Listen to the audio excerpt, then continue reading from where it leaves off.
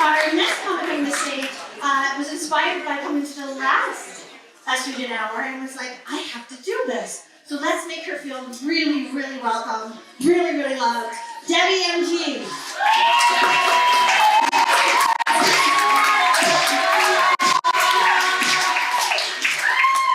Well, I'm new to Estrogen, but I've been doing this a long time.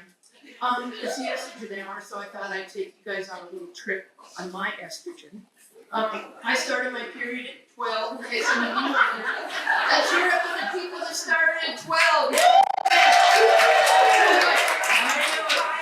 Now, tampon, now that was 1971 for me. Please have it after calculated.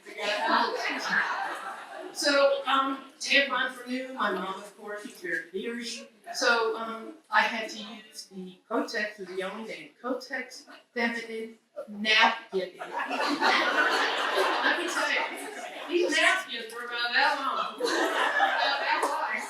About that thick. And I think that was the precursor to an adult diaper. Don't ask me how I know about adult diapers. So on the ends of these pads, it was like thick tissue paper stuff. And so I tell my mom in the bathroom and that like there were no surprises. But she gave me my own little package. I opened it, and it was an elastic white band. They're about an inch and a half wide. And you put it around your waist, and there were these like, it was combination fish hook button grommet thing. You put here and you put here. Well, if you can't change your pants.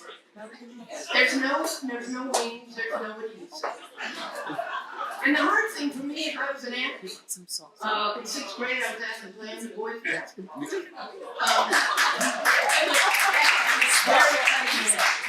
Then in junior high and high school I did volleyball and basketball.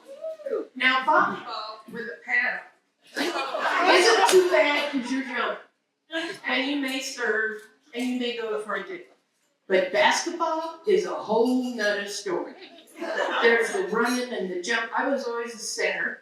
There's the running, the jump, and the shooting. And so sometimes when I was running, I would like try to check and make sure everything was there.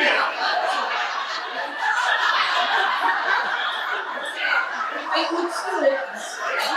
Well, this one game, I'm running down. Yeah, fine. It gets better. So we get in a little huddle, and the coach is talking, and I turn around, and I'm scanning the basketball court. You know, they're light tan. Clearly, this pad, the size of a skateboard, would show up on the floor. I'm looking and looking, and the girl next to me says, "Did you lose an earring?" I go, "I fucking wish." And then the coach goes, "Debbie, you're part of this team." And I go, "Oh, yeah." Then I started thinking, did I pull it off? So I went to James Delaware. So we get ready to do our, go to Ross or whatever the hell we did back then. And we do it, and the gal next to me had her hand in my lower back. I found the pad off. It was laying right here. Just below the elastic band of my sports shorts. I thought, oh my God, they could have been so much worse. So I ran to the bathroom and all the damn that damn fucking fish hook grommet thing didn't work. I called my mom and I said, I'm going to buy my own tampons for my babysitting money. Wouldn't get an allowance back then because I cannot play sports with this. Tampons can cause a problem too. One time I forgot to take the first one out before I took it. And I get up to the court and I said, oh. My poor coach had to deal with all my feminine issues. Fast forward a few years, and I'm married, newlywed. And of course, she had a lot of sex. But my husband and I were both virgins, so high school sweethearts and prom and all that crap. And we didn't know what the hell we were doing. But I do know I got tired of the wet spot. Or, as I called it, the goobers. So I found this towel. It didn't have a mate or anything. We called it the blue screw towel. It's true.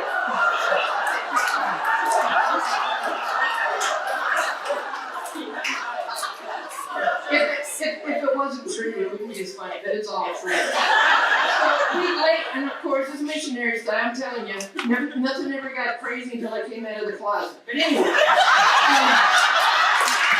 we lay on the towel, and we're going at it, and all of a sudden I could feel one on the towel. So I'd say, hold it. It really helped to prolong those orgasms. But finally we laid it this way in our pelvic region, and that was okay. My last little one is my grandmother. We went to go see my grandparents, and she wanted to go shopping for my 2-year-old daughter. So we went, and she wanted to go to this nice new lunch place during the week. We get there, and there's men in suits and rings and dresses. That's what they wore to work in the 80s. And Randy had to go potty, so we go to the bathroom and do our thing. And I step out about 10 feet, and I get a tap on my shoulder. I turn around, it's a guy in a suit, and I'm like, oh, what's, because Randy and I were very cute, matching sundresses. If you can even picture, fucking So I turn around, and he says, ma'am, or miss, your dress is caught in your underwear. So, you always hear about those people. I'm one of them. So I did a backwards Michael Jackson thing before he invented it to get back in the bathroom because I didn't want to turn around and have the rest of the dining room, So I regrouped and Randy, my dog, go, Nate, Mommy, what you gonna do? So we walked out, and he could have been a real jerk and told his buddies at the table, watch this, and let me go. So I went out, and I said thank you.